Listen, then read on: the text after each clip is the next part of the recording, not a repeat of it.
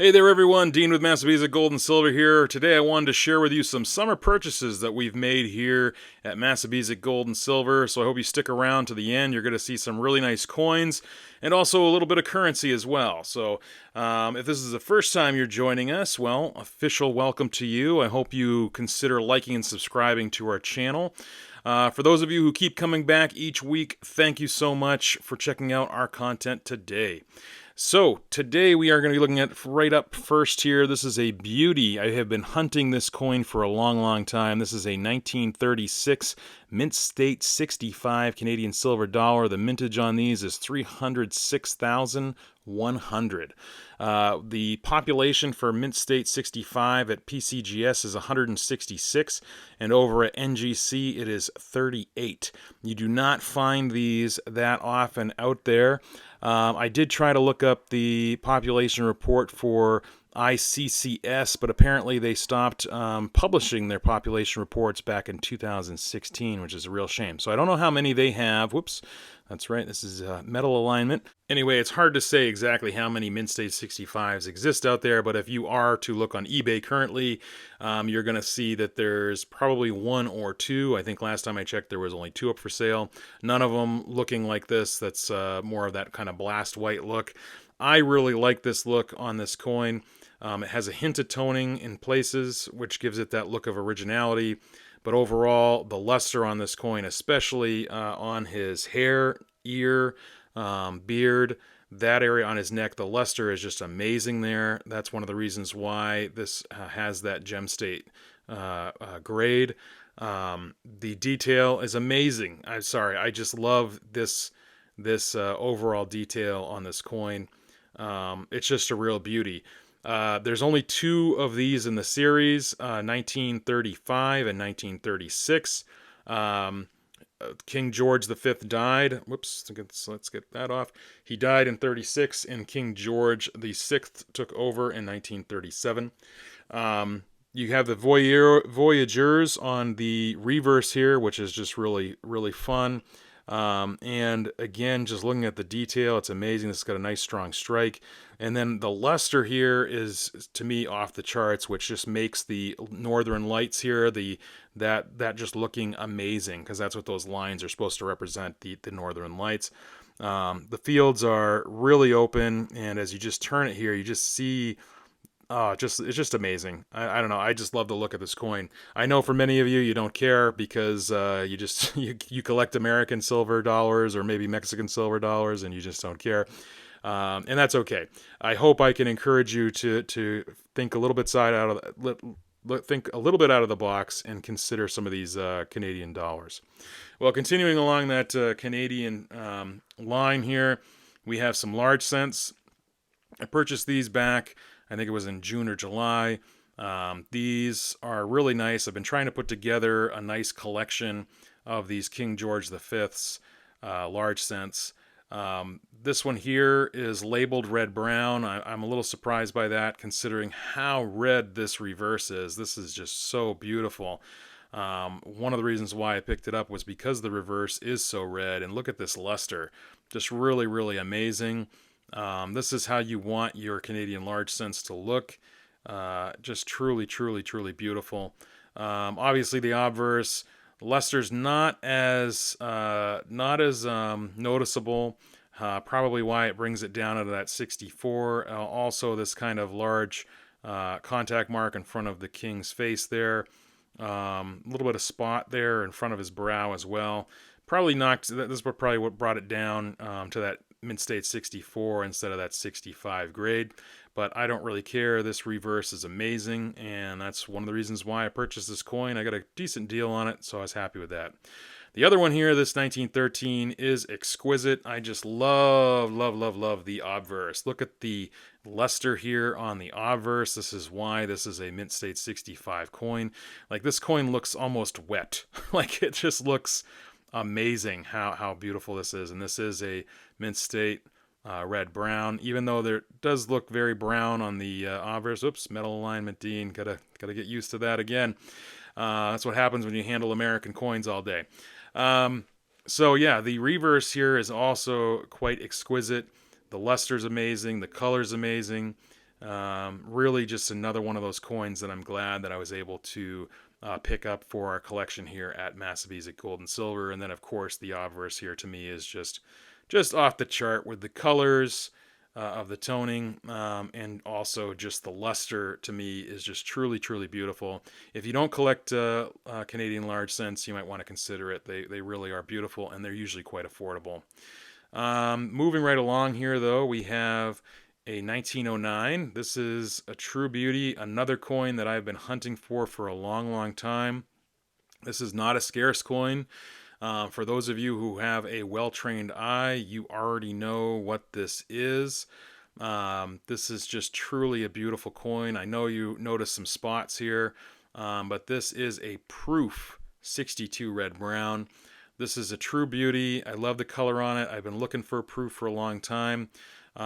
This is just low enough grade for it to be affordable for me, but I like the look. I will be doing a longer video on this coin. You can see that the spots here have been conserved, so we're going to do a longer video on that probably in a few weeks. Another dollar here, another Canadian dollar. This is the British Columbia commemorative, 1958. This is also nicknamed the Death Dollar. I love that nickname. I love the Death Dollar. I think it's a fun dollar to collect. This is PL for the grade. For you American collectors, you're like, oh yeah, PL, wonderful, proof-like. Most Canadian dollars are proof-like, so you know, it doesn't really affect the cost too much.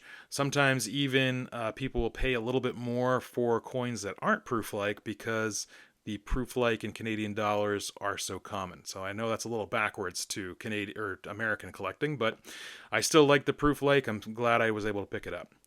All right, moving on. Got some currency here. First time buying from Heritage Auctions. Very, very good experience. I will be making a video on that about my experience with Heritage. I have got this beautiful, beautiful 1937 $5 bill.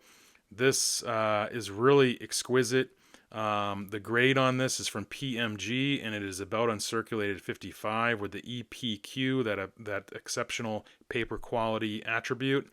I think it looks uncirculated, or I mean completely uncirculated, but I am not a currency guy. I'm sure there's some small reason here why it is considered about uncirculated, but it is a true beauty. I got a decent deal on it. The reverse here is an allegory of electricity. I will be doing a longer video on this as well.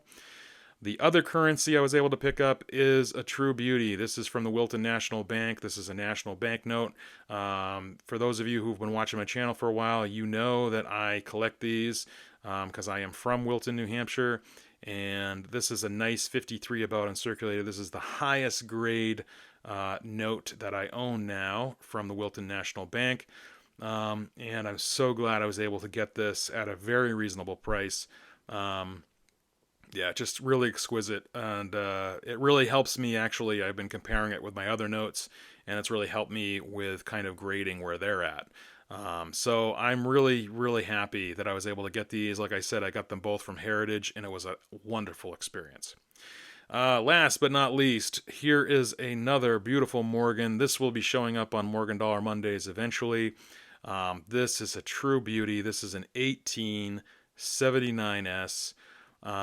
For those of you who know how much I love doing and love talking about Morgan silver dollars, this one I just picked up at auction. Got a decent deal on it, right where the current value is. Let's look at the frostiness here on Liberty's head, just really nice. The fields are awesome. You know, some people might argue that it's semi-proof like at certain angles. I just needed to get this coin, and this is in a new CAC grading holder, which those of you who have been watching my channel for a while know I've been really waiting for these holders for a long time. So this is Mint State 66 with the reverse of the 1879. This is just, yeah, this is an exquisite coin. I'm so glad I bought it. It is a common date coin, so it's relatively inexpensive depending on your budget. I paid $485 for this coin, and I think it was well worth it. That's right where, you know, gray sheet value is, and also according to the CACG website. It's just, yeah, it's just an exquisite coin. I didn't have one at this grade level, so I wanted to get it, and I'm really glad that I did. This is just really exquisite. I'm so glad I purchased this, and like I said, this will be showing up on a Morgan Dollar Monday eventually. But you're all getting a little preview here right now.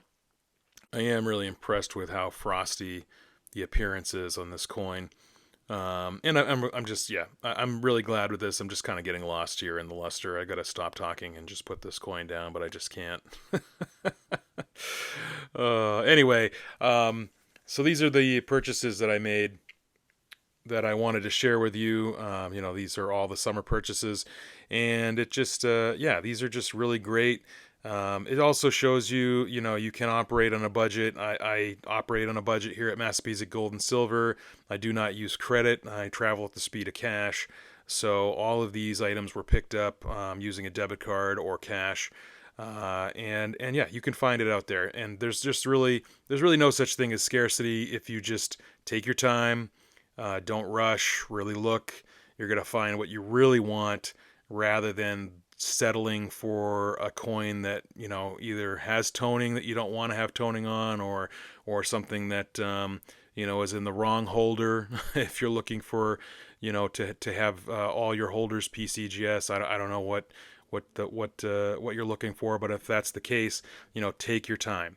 Go to shows if you can. If you can't, look online. Like I said, just had a great experience with Heritage myself, so I'll definitely be making more purchases with Heritage auctions. I continue to search things on eBay and try to get to some local coin shops as well. All right, friends, that's it for now. Let me know in the comments what you've been picking up. I know some of you have been picking up some really nice gold coins and also some really nice Morgans, so go ahead and let me know. Until we meet again, stay safe and enjoy.